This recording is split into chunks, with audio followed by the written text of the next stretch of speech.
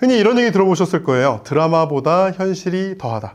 사랑과 전쟁, 부부지옥 이런 프로그램들 굉장히 많죠. 그런데 믿을 수가 없습니다. 과연 이 정도의 일이 현실에서 일어난다고? 말도 안 돼. 이런 생각 많이 하시죠? 그런데 제가 변호사 10년 가까이 하면서 느낀 점은 정말 현실이 드라마보다 더하다는 걸 느꼈습니다. 드라마보다 더한 현실 말씀드리고 법적인 이야기도 드리는 은밀한 사생활. 오늘 새로운 얘기 시작합니다. 저는 변호사 박기태입니다. 마누라 죽이는 101가지 방법. 이 제목이 방영 당시에 굉장히 문제가 돼서 사실 19금적인 내용이 없음에도 불구하고 황당히 화제가 돼서 금지도 되고 이랬던 방송이었습니다. 새벽 신문 돌리기를 하는 아내가 있습니다. 땀에 푹푹 쩔어서 아침 식사를 해요. 여기서 남편은 잔소리를 하죠. 제발 씻고 밥 먹어라 이렇게 잔소리를 해도 듣는 척도 안 합니다. 그리고 이 아내는 돈을 버는데 너무 관심이 많아요. 알뜰살뜰한 사람인 거죠. 이 아내는 이제 부업으로 포도즙 같은 걸 파는데요. 이웃들이 와서 이거 환불해달라 얘기를 했는데 이미 개봉한 상태라 환불이 안 된다 이러면서 돌려보냅니다. 남편은 너무 부끄러운 거예요.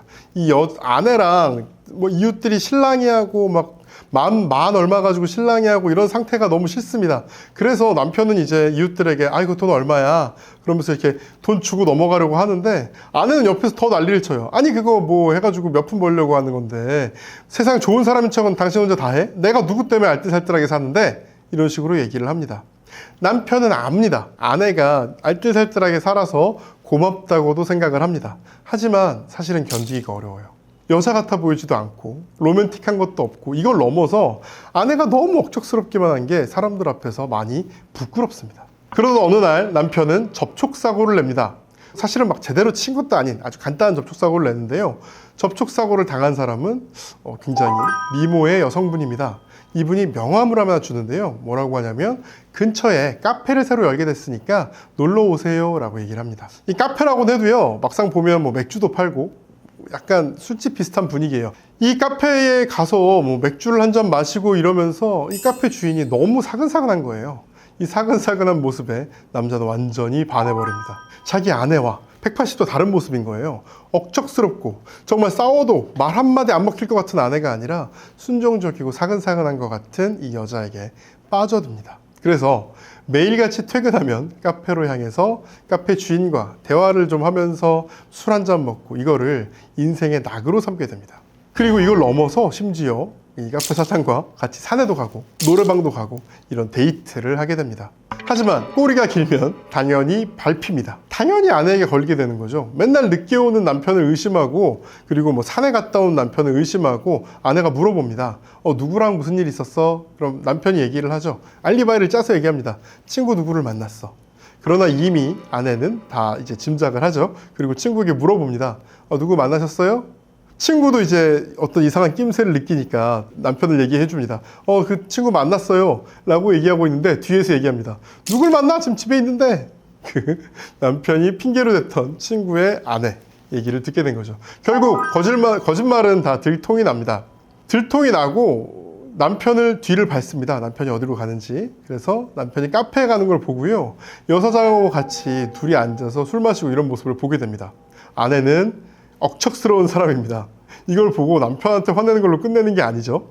카페에 가서 난리를 칩니다. 아니 남의 남자 꼬드겨가지고 뭐하는 짓이야? 이러면서 물건을 깨고 유리를 깨고 난리를 칩니다. 남편은 이게 너무 부끄러워요. 사실 남편 입장에선 내가 성공한 것도 아니고 이 여자랑 제대로 바람을 핀 것도 아닌데 이렇게까지 할 일인가? 그리고 다른 손님들도 있고 동네 사람들도 있는데 부끄럽게 이게 뭐하는 짓이냐? 이렇게 얘기를 하지만 억척스러운 아내한테는 씨도 안 먹힙니다. 남편이 미안해서 변상하라고 이 카페 사장을 따로 만나서 돈도 주고 그러거든요. 이걸 알게 된 아내는 더 화가 나서 아예 야구방망이를 들고 가서 카페에 있는 물건들을 아예 박살을 냅니다. 이런 일을 당하고 카페 사장은 도저히 안 되겠다. 그래서 남편에게 절대 만나지 말자고 얘기를 하게 되죠. 그리고 동네에까지 이 사건이 너무 유명해져서 남자는 바람핀 남자가 되고 카페 사장은 꼬리치는 사람이 돼버립니다. 그래서 이 카페를 아예 접고 다른 지역으로 가게 됩니다. 남편은 이 상황이 너무 부끄럽고 너무 싫은 거예요. 이런 억척스러운 아내한테 잡혀 사는 자기가 너무나 불쌍합니다. 그리고 아내한테 얘기해요. 도저히 안 되겠어. 당신 같은 여자랑 살고 싶지 않아. 제발 이혼해줘. 그러니까 아내가 뭐라고 하는지 아십니까? 아, 나는 당신을 괴롭히면서 사는 게 좋아. 그러니까 이혼은 꿈도 꾸지 마. 이런 식으로 얘기합니다. 남편은 절망합니다. 와, 나는 이 여자한테 벗어날 방법이 없구나. 그러면서 굉장히 독특한 방식으로 본인의 마음을 해소하게 되는데요. 자신이 삶이 너무 불쌍한 나머지 아내가 죽었으면 좋겠다고 생각을 합니다. 그러면서 어떻게 죽이면 될까? 이런 생각을 망상을 하게 됩니다. 첫 번째로 생각한 거는 욕조에서 사람들이 막 빠져 죽는다는 걸 봤어요. 그래서 아내가 목욕을 하는 사이에 술과 수면제를 먹이면 죽지 않을까? 이런 상상을 해봅니다. 그런데 상상을 좀 더 해보니까 아내는 전혀 신경 쓰지 않고 침대에 들어가서 자는 상상으로 이어집니다. 상상 속에서도 아내가 너무 센 거예요. 같이 산에 가서 손을 잡았다가 놔버려서 떨어뜨리면 어떨까? 이러면 아내가 죽겠지 상상을 했는데 아내는 아무렇지도 않게 또 암벽등반처럼 낭떠러지를 기어오릅니다. 여기까지 상상이 계속 이어집니다. 남편은 이 본인의 마음을 풀기 위한 마음에서 아내를 어떻게 죽였으면 좋겠다. 하지만 소용없겠지. 이런 것들을 일기장이 아니라 컴퓨터에 기록을 해놓습니다. 나의 인생 일기라는 제목의 파일로 써놓게 되는데 죄다. 이렇게 죽여야지. 이렇게 죽여야지. 하지만 소용없겠지. 다 이런 글들로 쓰게 됩니다. 그리고 암호를 걸어 놓는 거예요. 아는 컴퓨터 잘 못하니까 상관없겠지. 암호도 있으니까 상관없겠지. 이런 마음에 이런 걸 글로 쓰는 걸로 본인의 마음을 약간 풉니다. 그러던 중에 남편의 아까 알리바이를 대줬던 절친한 친구의 그 아내가 어느 날 갑자기 뇌출혈에 걸려서 죽게 됐습니다. 장례식장에 가는데요. 장례식장에서 이 친구가 얘기합니다. 결국은 아내가 최고다. 아내가 죽고 나니까 자기 삶이 아무것도 없는 것처럼 느껴진다. 친구의 진실된 마음을 듣고 남편은 이제 깨닫습니다. 아, 아내가 최고구나. 야, 아내가 죽게 되는 거 정말로 죽게 되면 내 인생도 큰일 나겠구나. 이거를 그제서야 깨닫게 됩니다. 그리고 그때부터 아내한테 엄청 잘해주게 돼요. 아내한테 당신 일 좀 줄이고 운동해. 이제 내가 아르바이트 할게. 그리고 아내를 위해서 굉장히 잘해주게 됩니다. 그러면서 자연스럽게 자기가 너무 잘해주면서 아내가 죽었으면 좋겠다고 생각했던 거, 그리고 본인이 일기를 썼던 거까지 다 잊어버리게 됩니다. 문제는 여기였어요. 아내가 본인도 컴퓨터를 좀 배워보려고 동사무소에서 뭐 이렇게 나가는 컴퓨터 프로그램 이런 걸 한 거예요. 그러면서 컴퓨터를 열어보다가 남편의 파일을 발견한 겁니다. 일기라는. 그리고 비밀번호. 아내가 주민번호 뒷자리를 입력하니까 바로 풀렸네요. 풀린 그 글을 보고 아내는 깜짝 놀라게 됩니다. 이게 일기고 망상이지만 아내 입장에서 그렇게 보이지 않는 거예요. 이 여자를 어떻게 죽여야지. 이 여자를 감전시켜야지. 이 여자를 물에 빠뜨려 죽여야지. 이런 글들만 가득하게 된 그 글을 아내가 보게 된 겁니다. 너무 깜짝 놀라고 배신감에 눈물을 흘립니다. 근데 눈물을 흘리는 게 문제가 아니라 너무 무서운 거예요. 남편이 물 한 잔을 줘도 물을 못 먹습니다. 독이 들어있는 건 아닐까. 남편이 뭘 하자고 해도 못 갑니다. 산에 가자라고 얘기하면 산에 못 갑니다. 자기를 죽이려고 하는 건 아닐까. 이미 너무 많은 걸 봐버린 거예요. 아내는 정신과에 가서 상담을 해요. 이런 일이 있었다. 그러니까 정신과 의사가 얘기해 줍니다. 그거는 일기일 뿐이고 망상인데 걱정하지 마세요. 그건 생각일 뿐입니다. 문제는 아내는 극복을 못합니다. 아, 이건 상상일 뿐이겠지라고 생각을 하지만 남편의 표정은 늘 무서워 보이고 자기를 죽이려고 하는 것처럼 보이게 됩니다. 완전히 마음을 바꾼 남편은 아내한테 차까지 사줘요. 서프라이즈 이러면서 차를 사주려고 차를 몰고 가는데 차를 몰고 오는 걸 본 아내는 깜짝 놀랍니다. 이 남자가 나를 차에 치여서 죽이려고 그러나? 그리고 도망가다가 넘어져요. 그리고 아내는 고백합니다. 당신 일기를 봤다. 나를 죽이려고 하는 걸 알게 됐다. 남편이 얘기합니다. 아니, 그건 상상일 뿐이었어. 그때 내가 얼마나 마음이 힘들었는지 알잖아. 그거 망상으로 그냥 여기다 푼 거야. 나 같은 소심한 남자가 어떻게 당신한테 무슨 짓을 해. 이렇게 얘기를 하지만 아내는 도저히 벗어나지를 못합니다. 그 마음을 벗어나지 못하고 결국 너무 마음이 힘들어서 이혼 청구에 나서게 됩니다. 조정장에서 남편은 말합니다. 이거 우울증 치료만 받으면 됩니다. 이거 내가 진짜로 어떤 잘못된 행동을 한 것도 아닙니다. 그리고 잘못한 건 사실 일기를 본 아내지 않습니까?